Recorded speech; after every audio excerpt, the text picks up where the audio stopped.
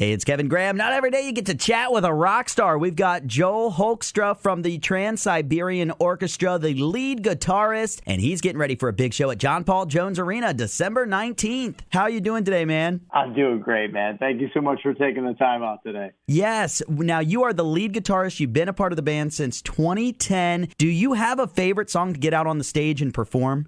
The answer is usually no with that. I mean, when you're a player, it doesn't do you any good to play all the songs great when you mess up one of them. So like a wrong chord or something like that. It has more to do with the actual performance and the execution of the show than it does like the listening aspect. I get it from a listener's standpoint, but from a player's standpoint, it's all about like playing the very best you can. Well, and you're not just playing, you're up there jumping around, and I mean, you are entertaining, so it is a full-on show when you come to a TSO show. Not only the lights, the lasers, the fire, I mean, it is absolutely amazing sitting in the audience watching you at your craft. Did you have any big inspiration or musical guitar artists that you look up to? Oh, gosh. I mean, there's a very long list with that. My parents are classical musicians, had me playing cello and piano at a young age, and then I saw AC/DC, and I thought Angus Young was the coolest human being on planet Earth, so I begged for a guitar and started up very much kind of like a heavy metal kid.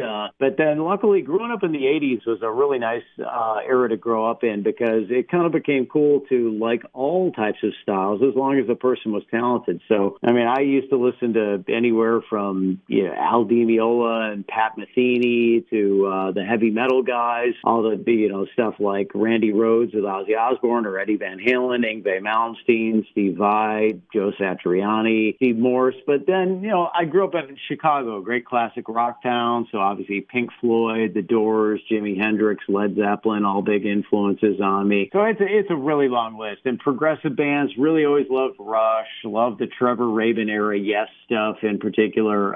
Queensryche was another sort of progressive band that was a big influence on me. Lots of them. A long list. Oh, yeah. Well, I mean, you can definitely tell. So when you're up there jamming with TSO, if there is someone listening and they've never been to a Trans-Siberian Orchestra concert, what is the best way to describe it to them, and what can they expect at John Paul Jones Arena on December 19th? Well, you have a story on the front half. One of Paul O'Neill, our founder-creator, stories is always part of the front half. So a rock opera, if you will. And then the second half of the show is a little bit more of a freewheeling rock concert that focuses on the magnitude of the production. So first, covering the dramatic end of things, you've got a story that gets you in the holiday spirit this year. It's a reworked version of The Lost Christmas Eve, which is something we haven't done since 2013. So we're very excited about it. It's a story about second chances and forgiveness. So puts everybody in the holiday spirit, like I said. And then the second half, you've got this. If you haven't seen TSO, it's a visual spectacle. We've got a video wall the width of the arena. We've got a state-of-the-art laser light show that's like Pink Floyd-esque. State-of-the-art pyrotechnics